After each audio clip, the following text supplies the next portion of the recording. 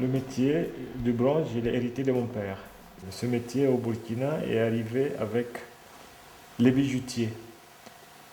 Et ensuite, avec l'arrivée du colon, on a développé dans le statuaire. Voilà. Auparavant, on faisait des statues, mais c'était considéré comme des dieux, des trucs pour les coutumes. Et donc, on utilisait des statues pour faire des rituels. J'ai arrêté l'école à l'âge de 15 ans et j'ai commencé à faire le travail de la cire perdue, donc le bronze.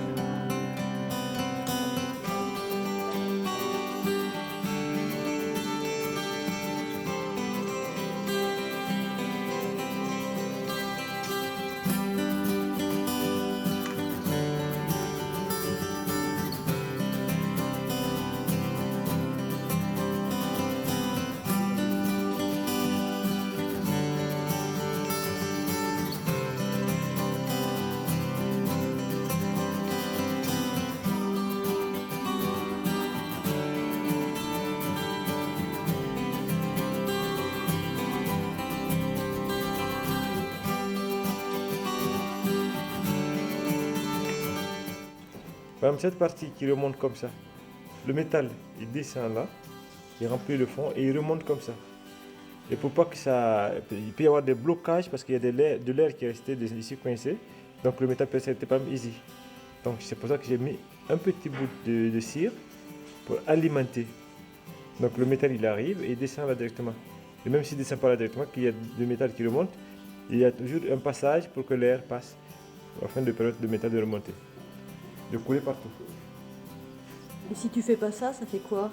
Si je ne fais pas ça, il y a des manques. Parce qu'il y a des bulles d'air qui restent coincées et puis il y a des manques de métal. Le métal ne coule pas partout. Voilà.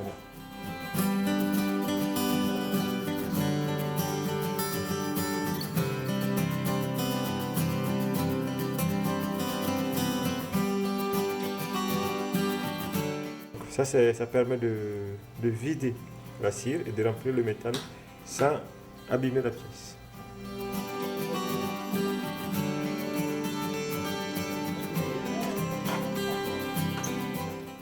Ça, c'est une soudure que je suis en train de faire.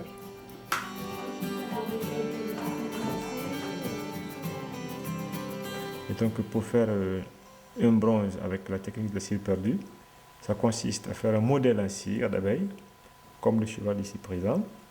Donc, une fois que ton modèle, tu l'estimes fini, tu vas le recouvrir avec de l'argile. Et c'est de l'argile qui est mélangée avec du crottin d'âne, bien pilé pour avoir un grain fin pour la première contact, pour la première couche de terre.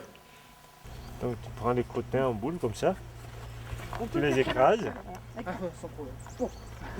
Ah, mais ça glisse, ça s'accroche pas. Ouais, c'est pas génial. Écrases. Non, oh, ça va. Et après, tu prends l'argile. Non, ça absorbe bien l'humidité. Il y a deux qui sont... Oh, celui-là, il est... Oh, moi, je trouve que voilà, ça faut pas que ce soit glissant, quoi. Tu mets dedans Que ça absorbe. et tu mélanges. Parce qu'il faut que le crottin soit bien diffusé partout, à l'intérieur.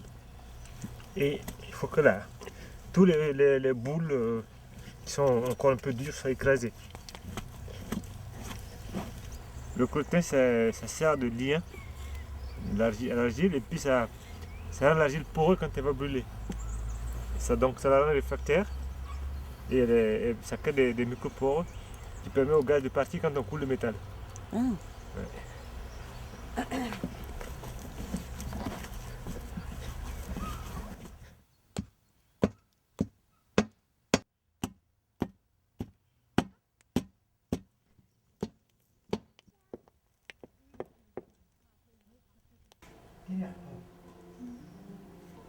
Il faut mouiller les doigts pour éviter que la terre colle aux doigts. Sinon, tu décolles. À chaque fois que tu appliques, tu redécolles ton argile. Donc, là aussi, ça peut essayer de faire des défauts. Ça crée des poches à l'intérieur du moulage.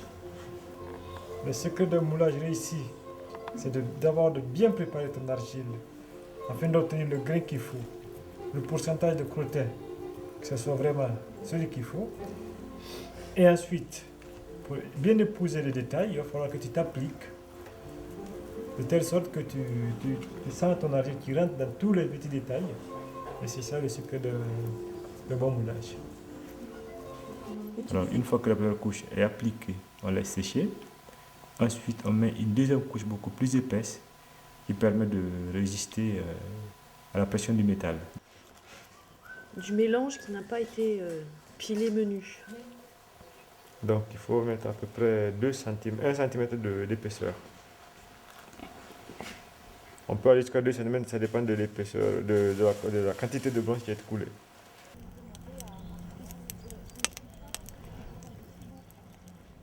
On laisse sécher. Ensuite, on chauffe le moule. La cire qui est à l'intérieur fond. On vide la cire. On obtient un moule creux.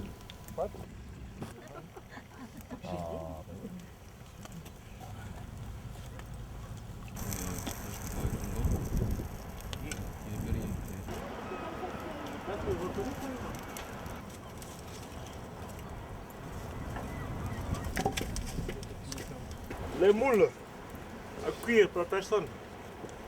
C'est ça que je veux faire cuire? Parce que là, il faut que la cire qui a été absorbée soit brûlée et puis le crottin aussi soit brûlé. Ensuite, ce moule est cuit de telle sorte que la cire est absorbée par l'argile et le crottin qui est contenu dans l'argile soit brûlé. Il faut que tout ça soit consumé afin de pouvoir couler le métal. Si on coule le métal pendant qu'il y a encore de la paille dedans, il y a un rejet de métal.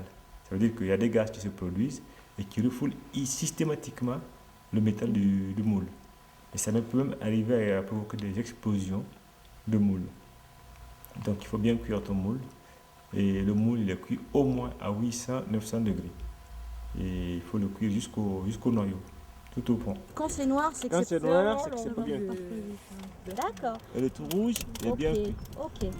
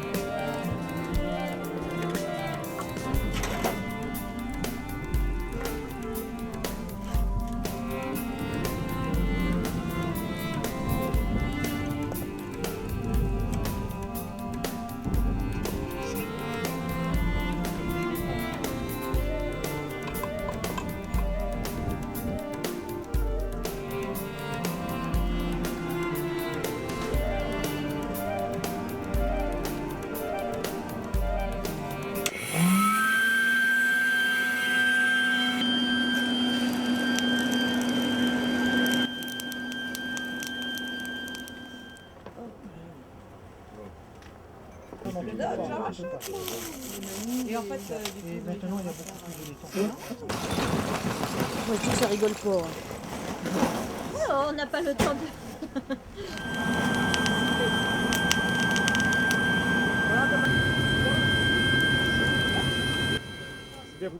Et moi, je veux couler des pièces, des sculptures monumentales avec ça. Oui.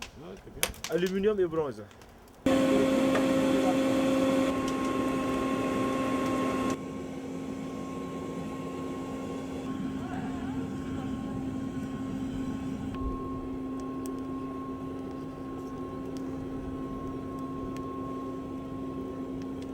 Bon, je commence toujours par les premiers moules qui sont sortis.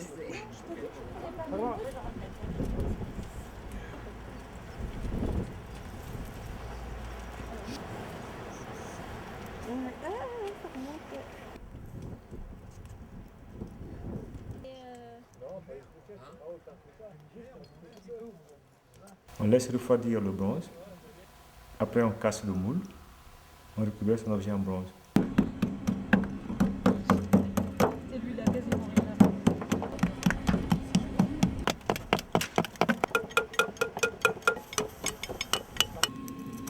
Maintenant, il faut juste le nettoyer, donc polir, enlever le reste du moule. Comme ça, c'est les bavures qu'il y a dessus, débarber, faire une patine et puis c'est bon. Le partage, c'est très important pour moi. Et donc, s'il y a des gens qui veulent profiter de mon savoir-faire, je n'hésite pas de les apprendre. Bon, c'est vrai qu'il est difficile aujourd'hui de pouvoir se déplacer en tant qu'Africain pour venir ici. Très difficile, donc moi j'ai lancé un appel aux artistes européens s'ils peuvent se déplacer de temps en temps en Afrique. Parce qu'il y a des échanges à faire. Donc nous on est prêts pour échanger, donc on les lance l'appel, il faut qu'ils se déplacent vers nous aussi. Voilà, merci.